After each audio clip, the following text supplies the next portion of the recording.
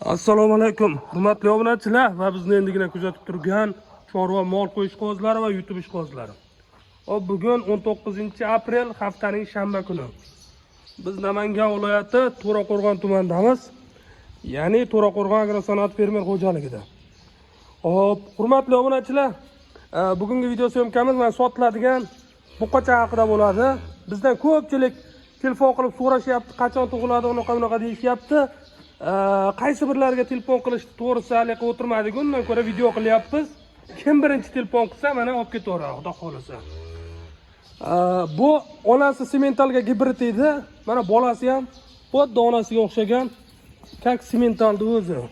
Baqbaqalar osilgan, juda baquvvat tug'ildi, xudo xolasa. Bu kecha tug'ilgan, bugun o'sha 2-kun. Kallalari, boshqali, oyoqlari mana vahshiy dahshat baquvvat.